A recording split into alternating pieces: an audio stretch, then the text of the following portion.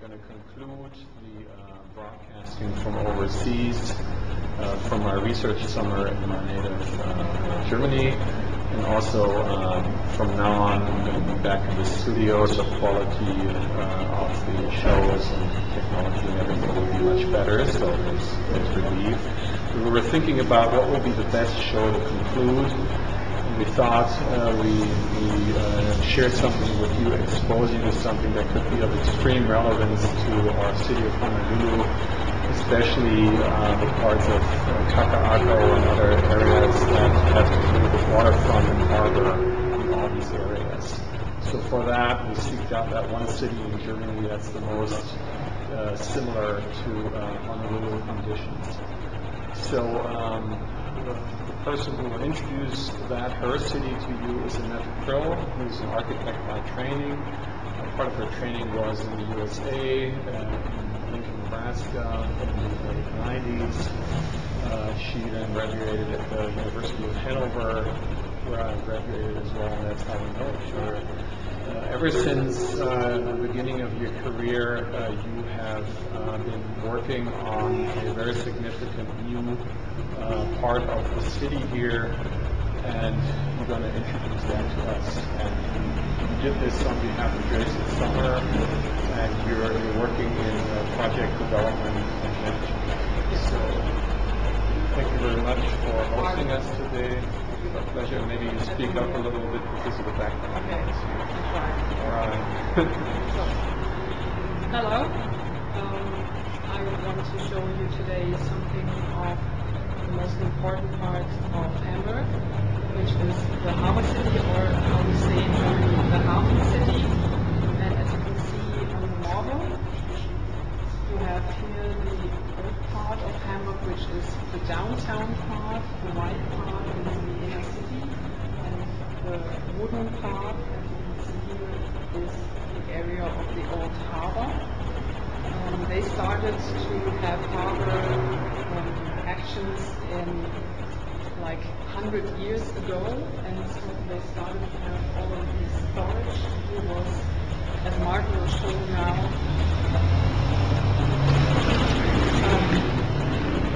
storage area. This is like 200 years ago, and in the 19th century they started to build the Speicherstadt, which means the storage city, which you can see here on the left-hand side. And you had, as Martin shows you now, a picture from 2000. On the right-hand side, you had storage buildings and the waterfront where you can have the things stored that came by ship.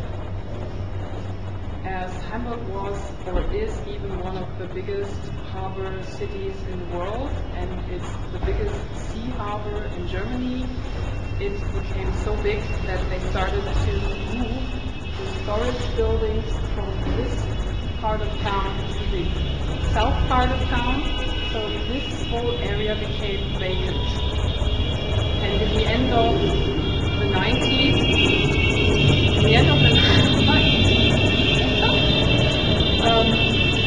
Hamburg.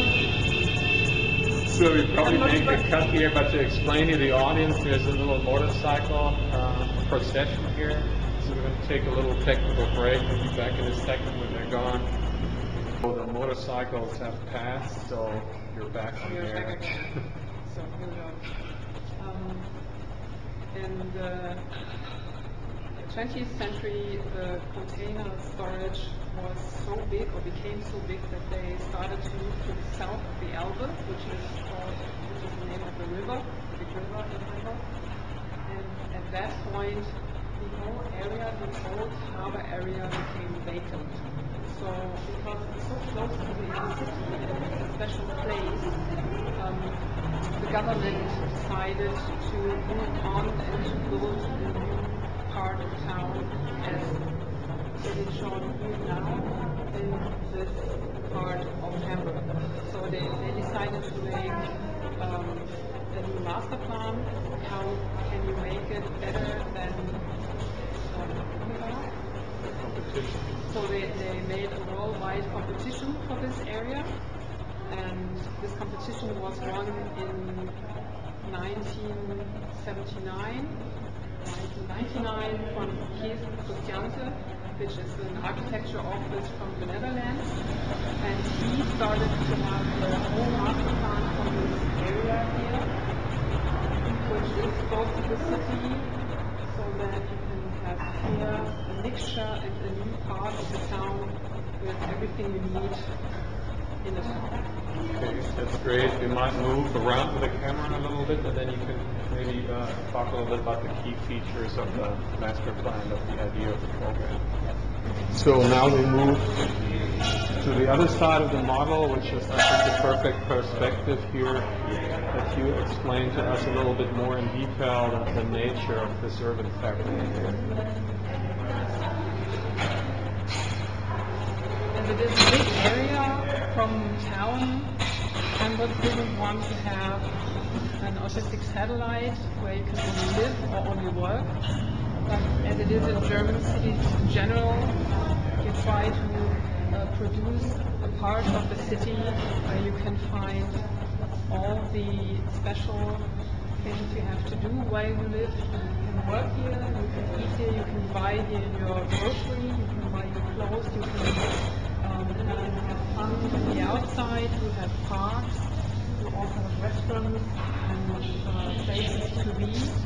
So this HafenCity is supposed to be part of Hamburg, like the rest of Hamburg is. Yeah, and then there you have a nice list of key features or key components. Maybe you want to go through these. To show how big this part is, you can say the whole HafenCity is an area about 157 acres. You have outside areas about 60 acres. You have, or you will have when it's finished, 12,000 people that live here. You will have 45,000 people that will work here. You will have about 5,800 apartments. You have hundreds of stores and restaurants where you can spend your time.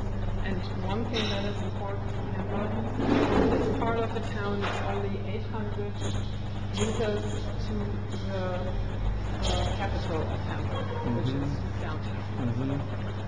I think with that, you got us so excited about what we want to see your city now. So you take us on an exciting journey now. So see us in a minute. Yes. So now we're going to illustrate what we saw in the model here in reality. So which is this part here? As you can see here at the back, we have the Speicherstadt, which is a storage city from the end of the 19th century. The storage city is, like right now, the edge between the downtown part of Hamburg and the neutral part of Hamburg, which is the HafenCity. It was built to storage like coffee and oriental tapis, carpets, and because it changed how the storage and the shipping was dealt, so you use this more, or you need more bigger houses than you have here, and you need bigger ships. The entire storage and shipping had to go to the south, and so this became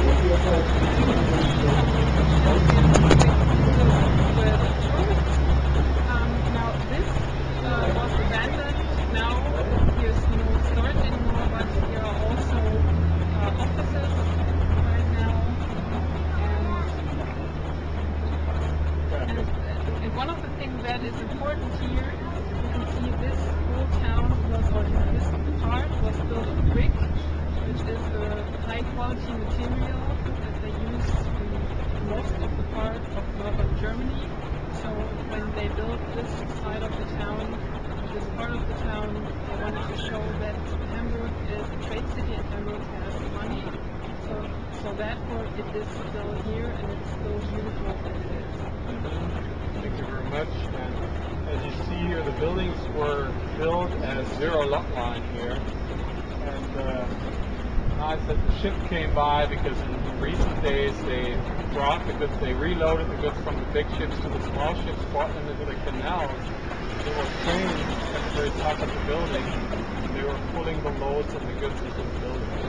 So now we're excited to see how one sort of continues that urban fabric.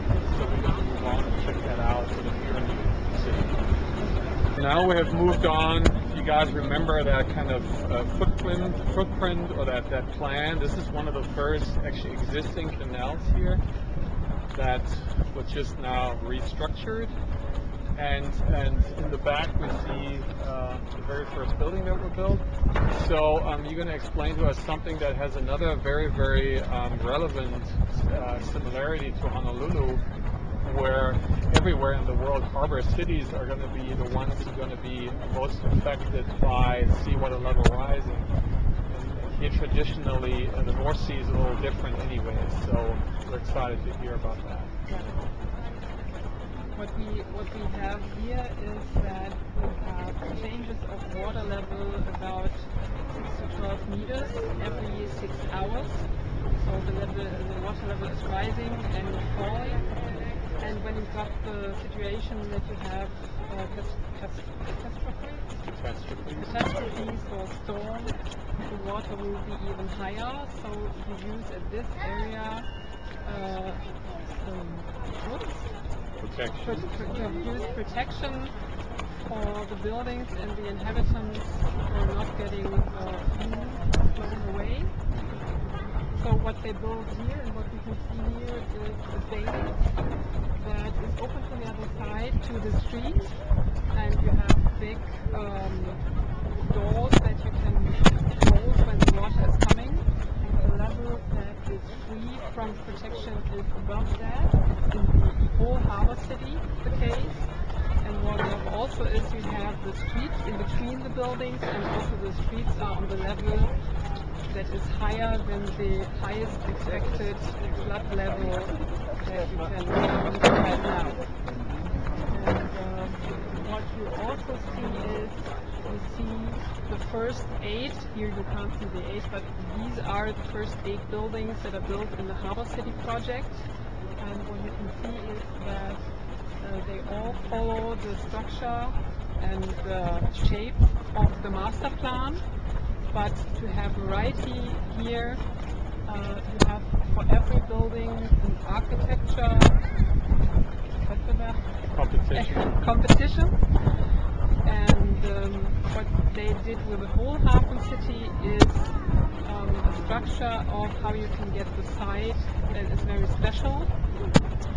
Hamburg wanted to have a big variety of architects and also characters of the buildings. So they implemented a kind of application process. If you want to have a site, if you're an investor and you want to buy a site, you have to have a concept and you have to have an idea what you want to do with this site, and then you have to show this and you have to apply at the government and Hamburg. And when they say for each site you have to do that, and when they say the concept will work in the entire Harbor City project with all the different usages they want, then you get the site for 1 year, what we say on hand. You can get it, develop it for 1 year, and after that year you have to show that you really are able to develop it and that you are worth to buy it. And what you have to do usually is you have to have architecture competition, so that you have really either international architects or local architects for every site that design every building, and so you get also not only in the usage but also in the architecture a big variety. That's a very, very important thing to learn and to know, get to know, because that's a significantly different process and strategy, methodology than most American cities, and also in Honolulu where you have private landowners and sort of the public always struggling with the interest of the private and vice versa. Yeah. So you having explained to us sort of the rule, maybe we move on to the exception of the rule, because there are a couple here There are too. always exceptions. All right, so let's check these out. Okay, so we now have moved on towards the end of that water canal. So explain a little bit more this situation. Yeah. What you can see here very good is a part of the urban landscape architecture.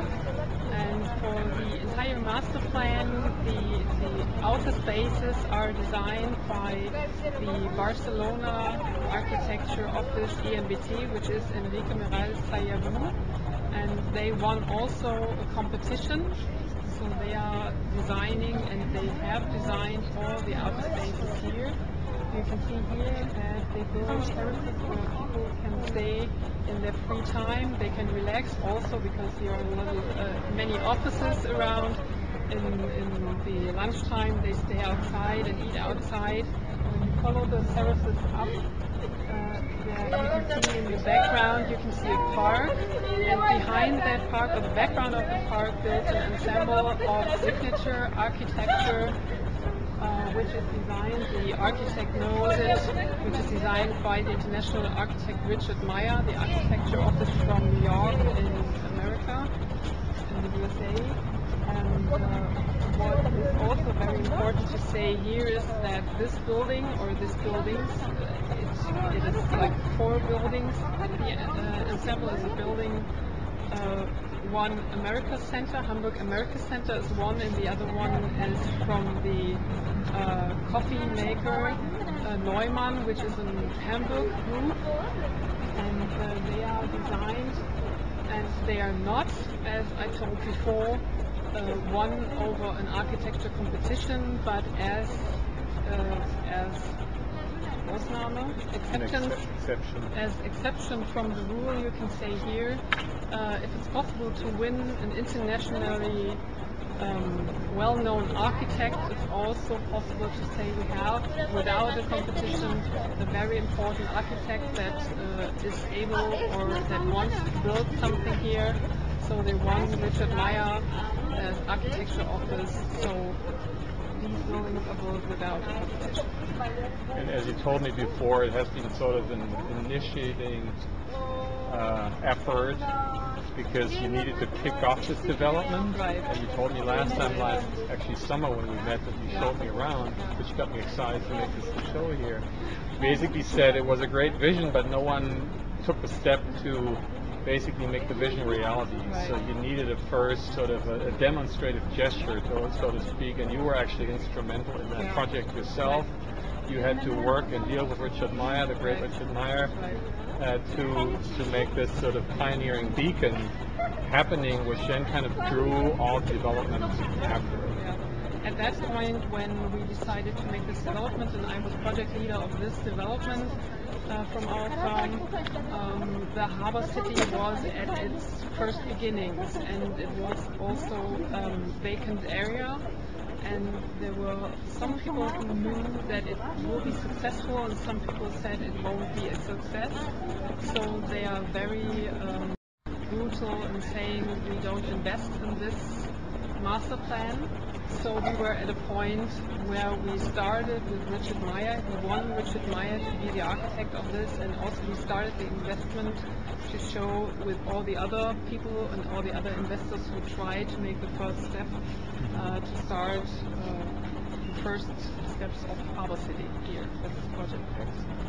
So I think we're going to walk on to the plaza now that we already talked about. Yeah. All right. So we have moved on, and we would like to mention that we decided to be here on a Sunday because we thought it was easier to film.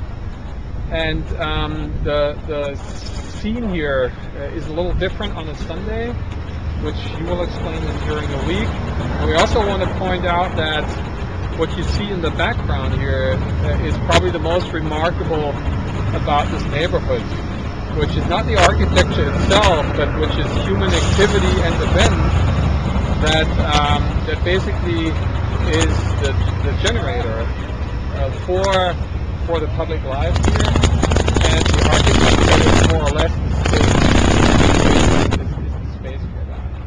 since also this show here is particularly keen on seeing the future of the world and cities, urban space in Ohana, meaning the family, and Keiki, the children, is also something very special here that you wanted to talk about. Yeah. First, I wanted to mention that we are in the park, which is up to the level of the canal and the outer space we have been before. And as you can see here, you see the Richard Meyer building, what we have seen before. And when you turn around, you can see that in the back of it you have dwelling buildings, and you have office spaces, and you have also restaurants and other shops.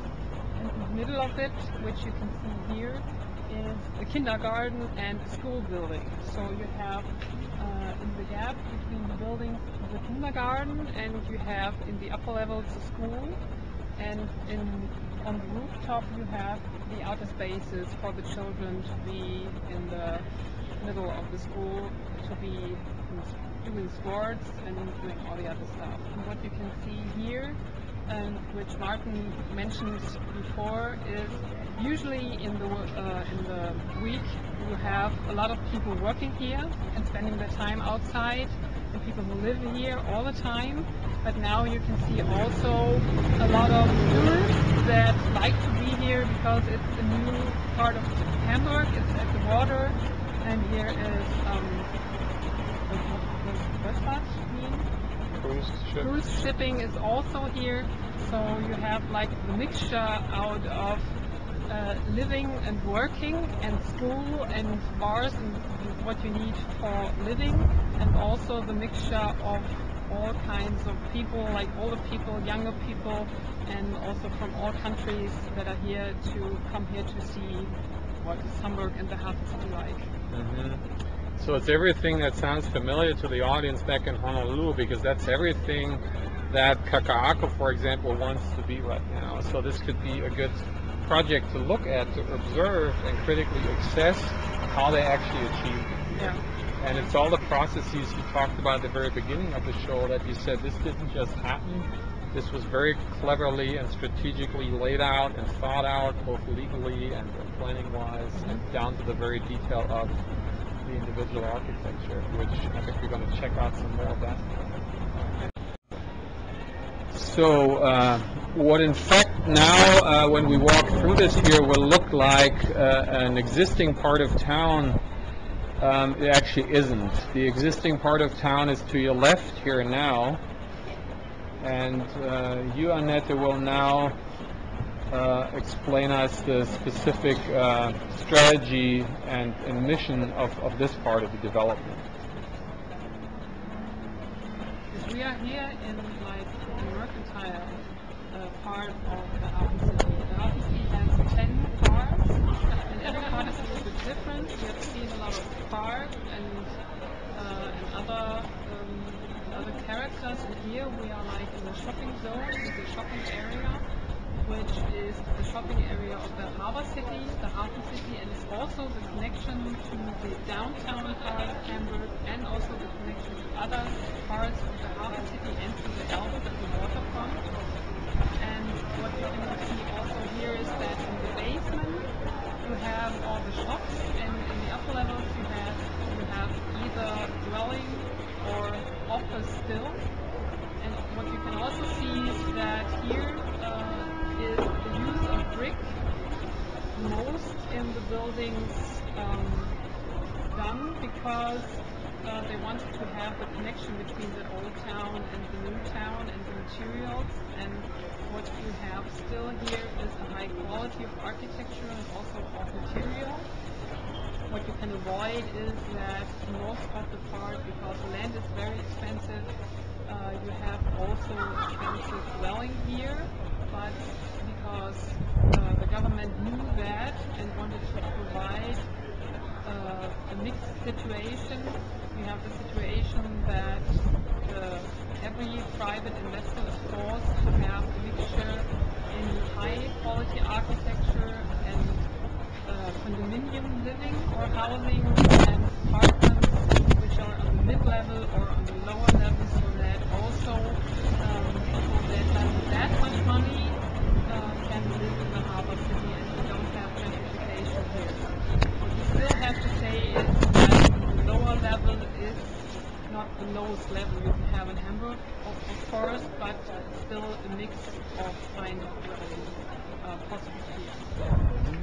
Thank you. So we're going to walk now to a very special piece of architecture here that has a very special and specific reason and component in the harbor city, where also the aspect of urban life, of publicity, of public entity plays a significant role. So let's walk there. Here we are now at a point of view next to the waterfront, which you will see in the next minutes. And what we start here is to show you some of the infrastructure of the HafenCity. You can see here a modern power plant which gives energy to the HafenCity. Also, you can see on the roof of this building the ventilation system for the wind to get energy from the wind.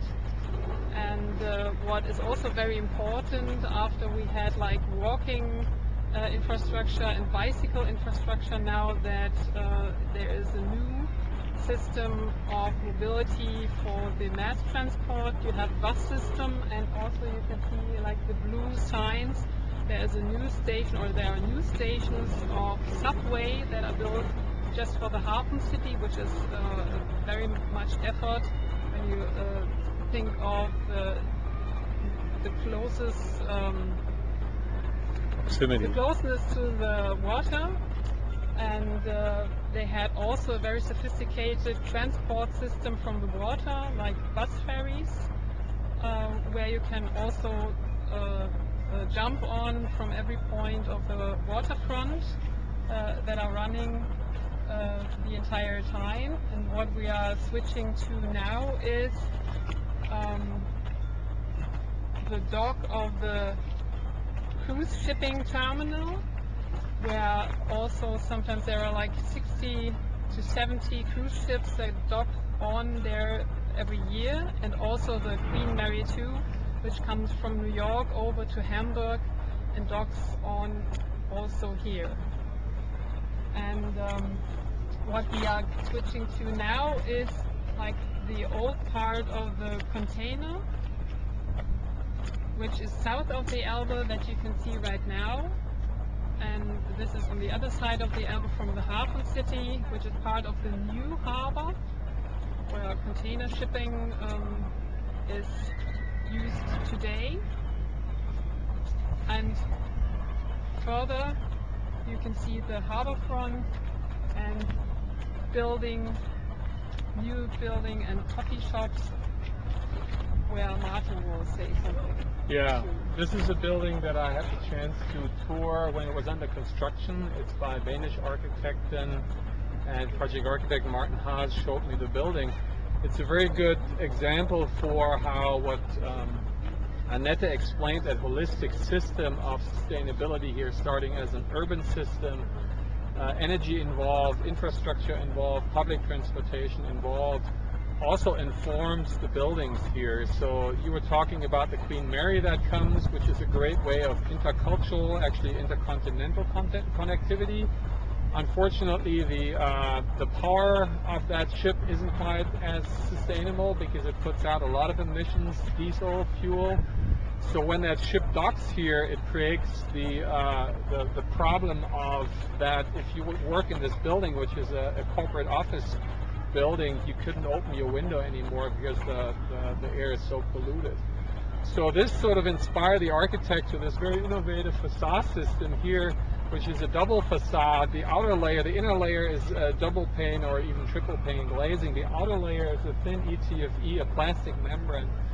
And the intake air is actually brought through an underground tube that takes the fresher air from further away, funnels that through the double facades, so that the workforce in their offices actually can have good indoor air quality and natural. So this building is not air conditioned.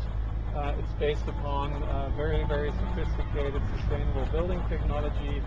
and is a very, very good example. But I think the most provocative and probably successful part of that building is something else that has to do with typology, and it's also informed by the city here that this is a corporate headquarters of Unilever, by the way. They're this multinational company that do a lot of soaps and lotions and food and ice cream and all that stuff.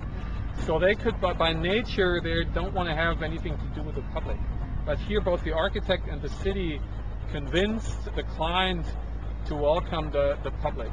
So what you can see out there, people sitting there going with their bicycle, is that the core, the spine of the city is a public walkway, in actually, again, having commercial infrastructure. So there's shops, there are restaurants, there's cafes, and it concludes at the very end of the building that you can walk through while not working for the company, with a company. You can walk through and actually sit on this very nice cafe at a garden that overlooks the main feature, which is the River Elbe. Yeah. So another very successful example how the bigger picture also informs the fine grain of this system. Yeah. What was important is that at this site, it's a very popular site because you're so close to the Elbe, to the waterfront. And therefore it's very expensive, and so they looked for the company that they took the site. But it's also for all the other people important to also have the possibility to use this. So like you have this walkway also in the direction from the HafenCity to the water, through the building, and you have like, which is I think a good idea from Unilever, or by Unilever. What they did is like they put little shops from their own products in the walkway, so that if you go through it, you can buy like your soap and your ice cream and whatever, which is made by Unilever. So, and it's a nice big atrium inside, and then you walk through and you can sit next to the Elbe and look over the harbor on the other side, and it's a very nice place to be, which is always full of people. Probably have to especially share with our Hawaii audience that we're standing here obviously lightly dressed, and the breeze is blowing, which is something that's always happening in Hawaii thanks to the trade winds. But if we would be here in a couple of months, we would wear heavy winter coats and probably wouldn't stand here because then the wind is really cold. So actually what I try to say is that Honolulu has it way easier because it can basically accommodate to this never-changing conditions, whereas everything here, not only the architecture and performance, energy performance, sustainable performance, but also the urban life has to also function year-round, and that means different at different times of the year. But what you can say is, or what you can see is that even in the winter, people try to sit outside, and when they have like little booths where no wind is, and they sit with big coats on, and they still sit there and eat and look over the Elbe. So they still use the outer space. That's wonderful, yeah. So this is sort of another kind of signature piece of architecture that has a very special prime location, as you explained, but also meaning. We can actually see, maybe if it comes around, there's a ferry coming here. And there's one other piece of signature architecture here that's way more popular than this one here. This is sort of a secret piece of signature architecture for architects, but there's another one that gained a lot of recognition for reasons, for different reasons. So you're very close to that project yourself, but you're also very close to the location where the project is. So we're getting closer to the end of the show, so let's walk over there and check that out and find out more about that building. So on our way to the building that we promised you to talk about, we decided to make a spontaneous stop at this situation because we thought it might need some and deserve some further explanation at this point. So yeah, what you see here is also again a mixture and an impression of the HafenCity, which you can see is the Marco Polo terrassen with the outer space. You can see all those buildings which are office buildings and dwelling, and on the other side you can start like with this cultural infrastructure we haven't talked about yet. On the other side of the Elbe there are cultural theaters for musicals, and also we have like this very important project for Hamburg, which is the Elbphilharmonie, which we will see next step from a closer view. All right, so let's walk there. We're going to walk in the beautiful weather, walk along that, walk along here to the water. So let's do that. So we have now arrived at the Belvedere at the rooftop of Annette's workplace, from which she has been operating now for more than a decade. And with that, we're going to conclude the show, but not before one last sort of a panoramic walk here from above.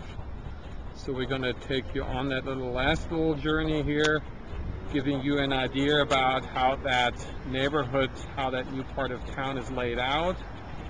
In fact, there's a grid system, but its spectacle does not lie in what you see. It also doesn't lie into any particular individual building.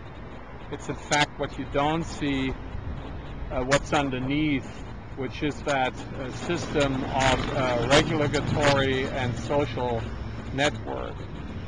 However, as promised, we're going to conclude with a glimpse at undoubtedly the most spectacular individual building here that you, Annette, will now explain us a little further.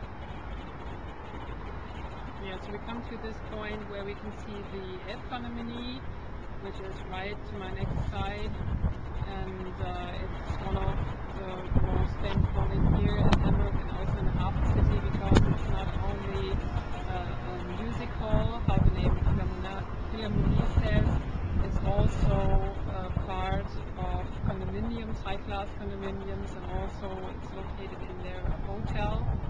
So other than the building before, the Unilever House, which is a private investor, you will find here the combination, the mixed-use combination of official and private investors, which is a very special combination. And as it is located on an old storage building from the last century, it was a very complex building and planning situation, so you also have higher costs and you have longer time that you used for building it. And next to that, or beside that, it's just famous here. But when you see back to what we have seen now, and when I see back to what I have seen since the change of the millennium, for 14 to 12 years now, when we started to build all those buildings here, you can see that at first there was only sand and nobody knew if it will really work, what we planned, what all we planned here, which are connected to the HafenCity or the harbor city. And what you can see now, after 15 or 14 years building time, it really works that people live here, people work here, people buy here their groceries, and people come here to enjoy, people relax, and people just feel well being here. All right, so thank you very much, Annette, for taking us on this super exciting journey here of what was formerly, not that long ago, not even 2 decades ago, an industrial wasteland pretty much, and making it to one of the most vibrant, active neighborhoods, most likely in Germany, if not in the world. So although one cannot and should not take any of the lessons literally and sort of transport them to another culture or to another climate, I think this is probably the show with the most valuable lessons or potential for also a development in our city of Honolulu. So thank you very much for your input, for your inspiration. We stay in touch anyways, but hopefully also we see you on our island and you can give us further hints how to move on. I would like to thank you, and I would like to do so. I'm looking forward to that. Thank you very much. Bye.